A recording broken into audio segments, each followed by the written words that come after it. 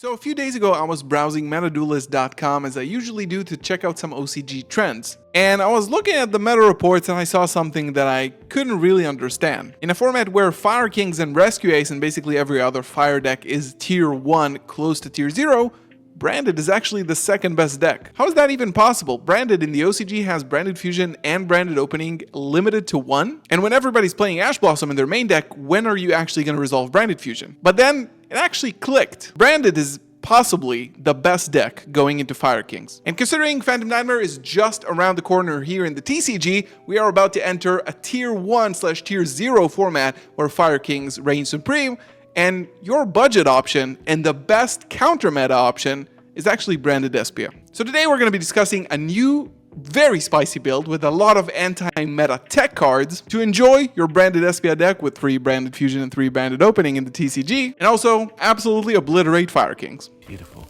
Check. And if you want to see how this deck actually plays out, I'm live right now on Twitch. So check out the link in the description below, twitch.tv/GalzoTCG. Come say hi, and let's talk about the deck. Before we begin, just a few pointers on why I think this deck is so incredibly fitting to go up against the king of the meta, the Fire Kings. One, mainly, the fact that Branded doesn't need to stick bodies on the board. You don't go into synchro plays, you don't go into Xyz, you don't go to links, so you don't really care if your Aluber gets popped, or even the Cartesia that can fuse away as a quick effect as well. You don't need to stick bodies, so it makes all the interruptions from the Fire King side, which are mostly removal, with things like Promethean Princess, things like SP Little Knight targeting, stuff like that. It doesn't really matter, actually. And the other thing is that we have a lot of targeting protection in this deck. Things like Sanctifier, Mud Dragon. We have things like Super Poly that basically obliterate their board and don't really get any effects from the other side. I think this matchup, and it seems like the OCG has figured it out as well, this deck goes really well into Fire King, and we're going to see exactly, I'm going to talk about which cards are the key cards to win the Fire King matchup. And of course, the fact that this deck is also really budget considering how expensive the Fire King decks are. It's just another bonus reason to play it. So we're going to kick it off, talk about the tech cards and the spicy things in between. 3 Aluber, we are playing 50 cards, almost cut Aluber to 2. You could do that. I don't really see a reason, especially not in 40. And we're also playing 3 Fallen of Albaz. Again, this is mandatory because this card becomes exponentially better because a lot of the things on the Fire King Snake Eye board are Winged Beast Warrior, and they go up into Rinbrum, which is also a very good card against Fire King because it can negate SP, it can negate the Pyro Phoenix, it can negate Zelantis, it can negate the Promethean Princess. So Albaz, making sure you have enough copies is really important. We're playing 2 Cartesia, and we are playing 2 Quem here, specifically because it's 40. For budget players or for budget reasons, you can cut down one of the Quems, play ad libitum, for example. I think that's totally fine. I think just having the versatility of ending up on a Quem guarantees you a lot more plays and a lot more interruptions, because the best ones are just Albaz, Fusion Summoning. These are the best types of interruptions because they don't trigger anything in the graveyard. So that's always really good. Now, because we're playing 50, I'm playing 2 Mercurier. I really like this card, and again, you might need to go up into Rinbrum more than you think because it's just better in the Fire King matchup. So we're playing 2 of it, and we're playing 1 Tragedy. Now, we're playing 2 of Albion the Shrouded Dragon. I was gonna play 3, but then I found another card that I wanted to play instead. But Albion, the reason why it's so important to play 2, maybe possibly 3, is that this card dumps a Branded Opening from the deck, and you really want to have Branded Opening every single turn in your graveyard because it basically makes your board indestructible, and this is what the Fire King matchup does. Things like Kirin and things like Promethean Princess, they pop your cards, and these are the main sources of interruption from the Snake Eye Fire King side. So having the access for to get Branded Opening into the graveyard frequently really makes this matchup easy. So first convoluted tech card of this video is going to be Albaz the Ash, and if you don't know what it does, it is Fallen of Albaz while on the field or in the graveyard, and while a level 8 fusion monster is in your graveyard, this card gains 200 attack points for each monster in your graveyard. Now, the most important thing about this card that while it's on the field, your monsters are untargetable by card effects except for Albaz the Ashen. So it makes your opponent play really suboptimally, having to take care of Albaz the Ashen first. Now, things like this card, things like Mud Dragon, are especially important. Now, you can special summon it when a monster leaves your field because of an opponent card effect, if this card is in your graveyard and you have another fusion monster in the graveyard. So it basically can bring itself back every single time to provide targeting protection, and it is searchable because we're playing 2 Quem. You can dump this to the graveyard when you have everything else, and then you can just summon it, or it's a great discard that just returns itself. So experimental, probably the first time anybody's played this in branded deck, but I think this is definitely justified because of the meta that we're going into. Now, we're still playing 1 Lubellion and 1 Serenir. Again, Serenir is especially important because it dumps branded opening into the graveyard, and you want to have that at all times in the Fire King matchup. We're playing 2 Edgem Chain because we are playing the Chimera package with the Edgem Chain package. Guardian Chimera, even though Typhon is a card, right? You always want to save your Fallen of Albaz in the graveyard when you have that prioritized and have that set up for Typhon. Or try to go into Dragos Tepelia as part of your end board. If your opponent is like lacking resources and kind of on the crackback, likely they will try to break the board, and then when you run out of interruptions, they will just go Typhon, bounce one, attack the other, and kind of clear your board because it's a strong floodgate. So first of all, having an untargetable Chimera is especially good in this matchup, and this is exactly why we play this card and this package. But also Typhon, the way you play around it, and again, if you want to see how it goes, jump over to Twitch after the video because we are live right now. You need to prioritize Albaz in the graveyard to protect yourself against Typhon. That's all I'm going to say, and this is basically the logic behind playing this package, alongside playing, of course, 3 Albaz because it's mandatory. And we're playing 3 Ash Blossom because it's, again, probably one of the most impactful hand traps in this format.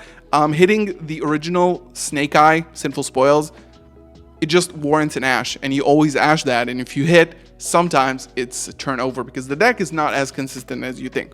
Spell cards, we're going into 3 Branded Fusion, of course. We are extremely lucky. Branded Opening, again, make sure you have this card in your graveyard as much as possible. Every time that you get a chance, don't save it, use it, because this is what protects your end board really well. And then 3 Fusion Deployment, again, Albaz is an extremely good board breaker and super underrated in my opinion, of course Cartesia. And additionally, we're playing 1 Branded Lost, 1 Branded in red for the branded 1-ups. Now, we're playing 3 Thrusts because it's an incredible card in this meta, in this deck specifically. A lot of you have been asking in the comments about what to do if you can't afford this. What is the budget option? This directly translates to either playing more talents, I suppose, but I would directly replace this with Crossout Designator. This is what this card does. Basically, instead of Crossout, it allows you to access more things, but Crossout allows you to play around Ash Blossom. This does this as well because of fusion implication, so essentially they're interchangeable. 3 Super Volley, extremely important because of 2 reasons. 1, the Fire King end board is always going to be with 2 fire monsters on the field.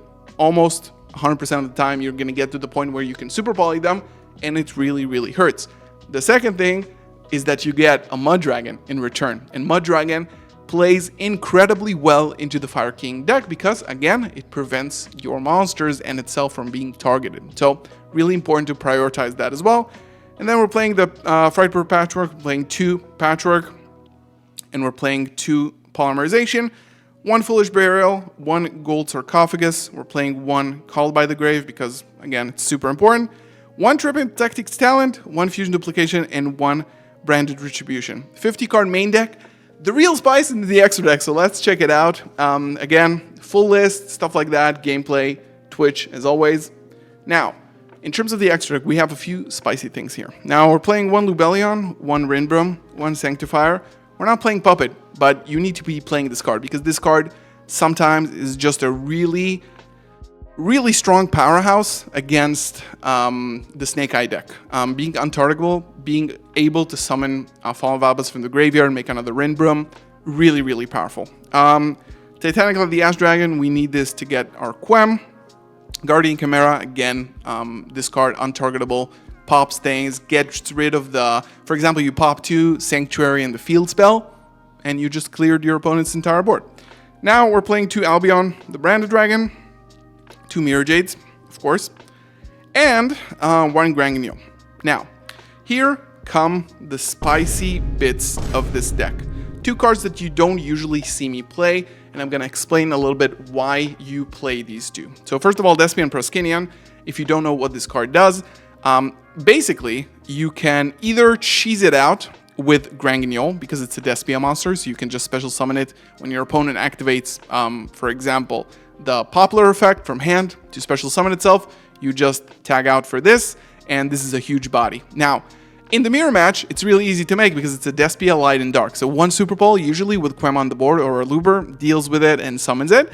Now, during the main phase as a quick effect, you can target one Fusion, Synchro, Xyz, or Link monster in your opponent's graveyard. You banish it or special summon it to your side of the field. So, a lot of the Snake Eye interruptions come from a Promethean Princess in the graveyard, and the Amlo Whale in the graveyard, SP Little Knight in the graveyard, IP Masquerena in the graveyard. You basically just take care of them. And this is a 3200 body overall, and when it kills a monster, you can inflict damage equal to that monster's attack to your opponent. So it's an incredible powerhouse. It doesn't have any protection, and it doesn't have any graveyard effect, and sometimes it's you really want that Quertus float. But I thought I would test this because it's so good to remove those threats from your opponent's graveyard and just swing for big game. And of course, you can cheese it out with Granguignol, and it's just a really, really good card. Now, the second good card is Mysterion, the Dragon Crown. We used to play this in Branded a while ago before we had Granguignol, because this is a spellcaster plus a dragon monster. It's sort of a Cartesia fusion, but an honorary one. Now, it cannot be used as fusion material. It loses 100 attack for each of your banished cards, so usually this will be around 2500 most of the time. But if a monster effect is activated to special summon itself or a monster of the same type as it is, you can target one of those monsters and then banish that monster and all other monsters on the field with the same type. So essentially what this does is that your opponent in the Fire King deck will usually start with something like a normal summon Snake Eyes Ash, grab Populace, special summon itself. Now on resolution, you'll be able to target the Populace, banish it and the Snake Eyes Ash, essentially preventing them from putting the Populace in the spell and trap zone and just denying them from two bodies. This card is really, really powerful against Fire Kings, and I'm running this currently because I think this is very interesting. For example, Borreload Furious Dragon was a tech card. Now I think it's a little bit lacking in this format. And then we're playing Garura, Mud Dragon of the Swamp, and of course we're playing Dragos Depelia. This is the deck. Side deck, you're going to have to come over to Twitch to discuss what side deck we're going to be using for this meta. And also, tomorrow at the same time here on the channel, we have a special video in collaboration with Meta Duelist, as I mentioned at the beginning, analyzing the meta against Fire King and the current OCG metagame, the last meta report. So you're going to be able to see what tech cards are being used currently to beat the Fire King matchup. Thank you so much. I want to hear your thoughts down below about the new spicy techs of this deck. Don't forget to leave a comment, like, subscribe, and now I'll see you over on Twitch. See you there. Bye.